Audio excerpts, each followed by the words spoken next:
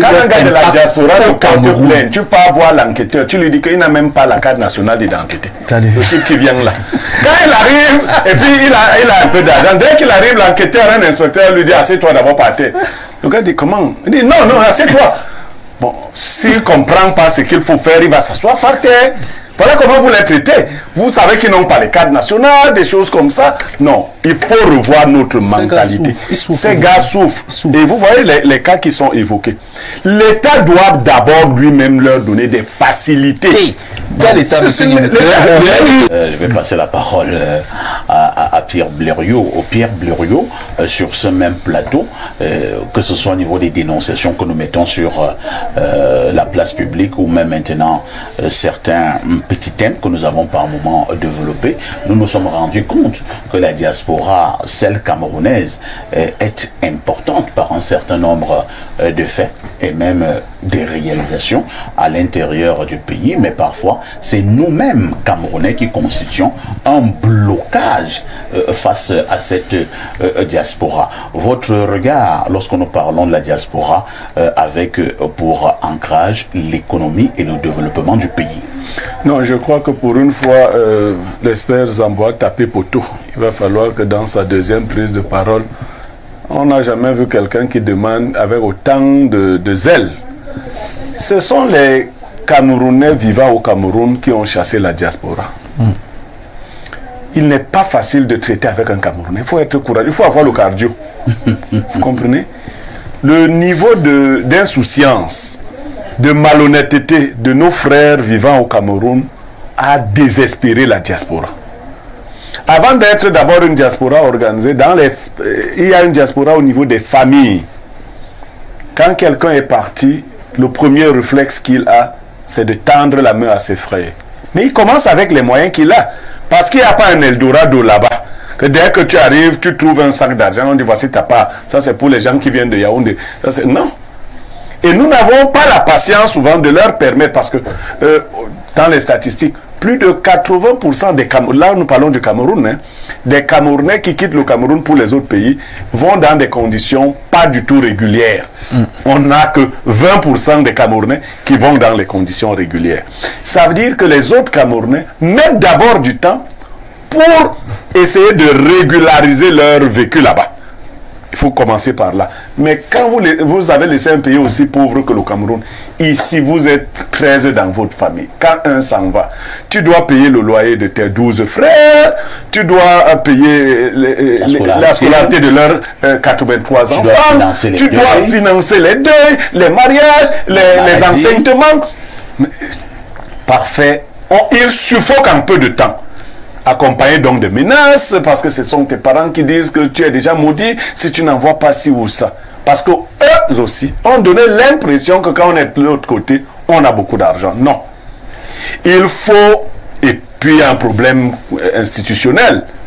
Ceux qui réussissent le mieux dans la diaspora, c'est des gens qui ont pris une double identité. Or, vos conditions ici disent que une fois qu'on a l'identité étrangère, on a pris... Comment vous continuez de nous dire cette flatterie, nous qui sommes là-bas, que non, vous êtes toujours d'ici? Non, il y a tromperie là, il y a dol. Il faut déjà que on avait envisagé la création d'un ministère chargé de la diaspora. Tout à fait.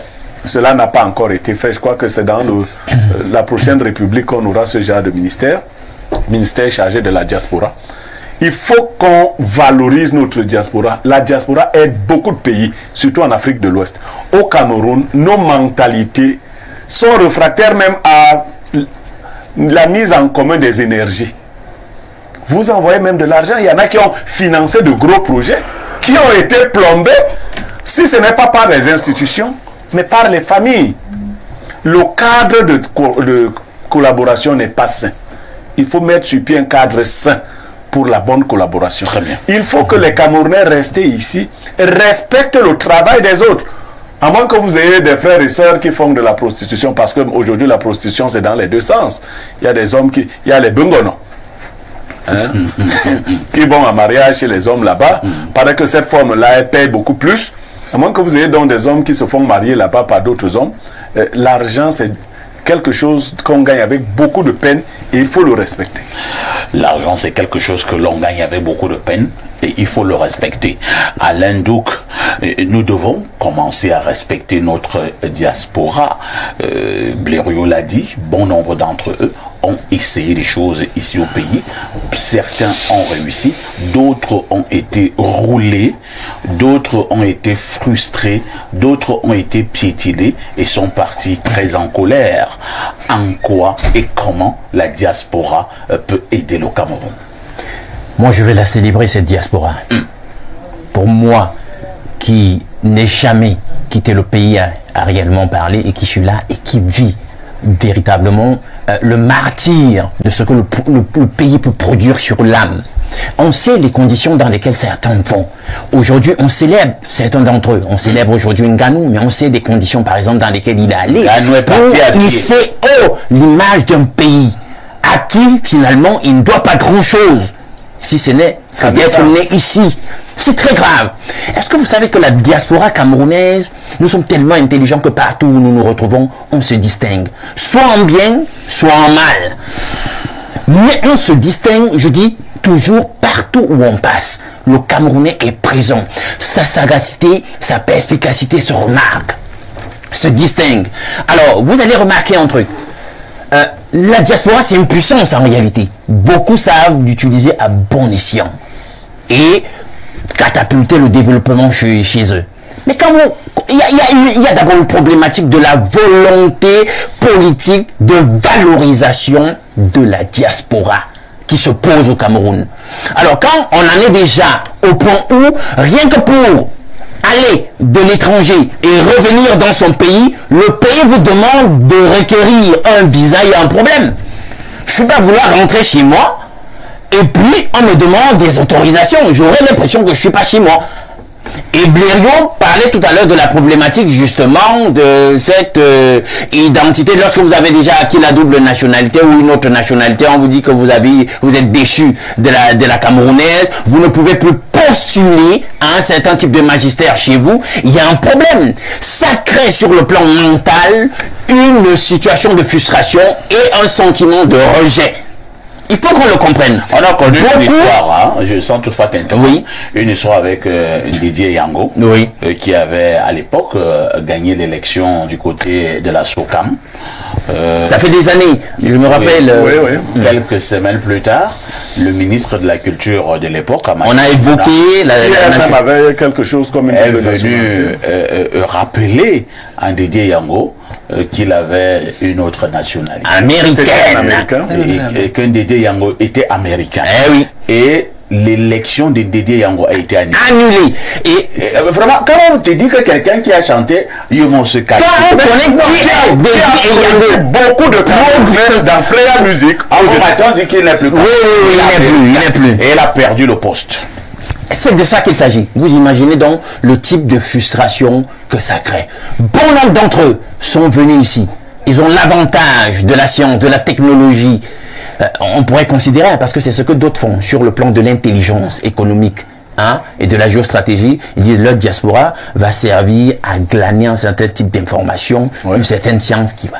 Elle va ramener au niveau du...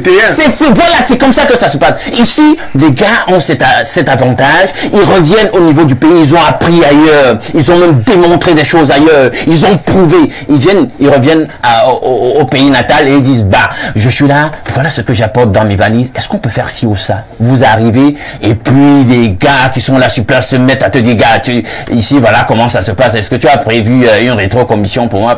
On commence ça. On crée non, camerounaiserie. Ou nos camerounaiseries et notre corruption. Le mapartisme.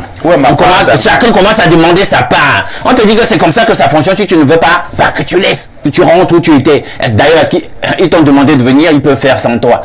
Vous voyez ce genre de frustration. Quand les gars quittent finalement, ils sont en colère. Lorsqu'ils rentrent, ils font mauvaise presse du pays. Pas qu'ils veulent nous dévaloriser, mais ils ne font que dire et parler de la réalité. Et ça n'aide personne. Très bien. Donc, c'est un peu... En tout cas, je passe à vous. Merci Alain. Pierre Blériot, je m'appuie un peu sur le dernier message du téléspectateur. C'est vrai que nous sommes unanimes sur ce plateau, que les mécanismes pour pouvoir attirer nos frères et sœurs de la diaspora sont corsée au Cameroun. Oui. Mais bon, est-ce que cette diaspora ne doit pas se jeter dans la bataille? Oui, mais la diaspora ne doit pas jeter l'éponge. Ce sont des Camerounais. Ne vous fiez pas aux textes qui disent que vous n'avez rien perdu. Ceux-mêmes qui vous font perdre votre nationalité, eux-mêmes n'ont pas la nationalité. Donc vous n'avez rien perdu. Vous êtes Camerounais. Il faut agir sur le long terme. Il faut pas. Et puis les petits regroupements tribaux là, et même faut laisser ça. Faut laisser ça. Vous voyez là où c'est en train de nous mener, non? Ce que le monsieur disait est vrai. Maintenant les gens, même quand ils sont réunis là-bas, ils voient comment faire pour que les Bassas, pour que les Bami. C'est quoi ça? Et c'est ça que vous appelez ça pays? Si on n'est plus d'accord, moi j'ai 15 enfants et 5 femmes, ça suffit. On peut donc diviser ce pays, chacun part avec sa partie. Et personne ne sera pauvre. Non, qu'est-ce que ça veut dire? Les Bassas doivent se réunir pour voir comment les Bassas, comment les Étones, ça ne développe pas. Il faut que ce soit une force. Vous pensez qu'il n'y avait pas de tribu chez les Juifs? Quand les Juifs sont sortis, ils ont constitué un seul corps. Aujourd'hui, les Juifs sont retournés chez eux, entre guillemets chez eux, arracher tout avec la force. Sauf que ça, c'est une autre histoire. Ce qu'il faut souhaiter, c'est que notre diaspora continue de faire pression au niveau des institutions. Merci bien.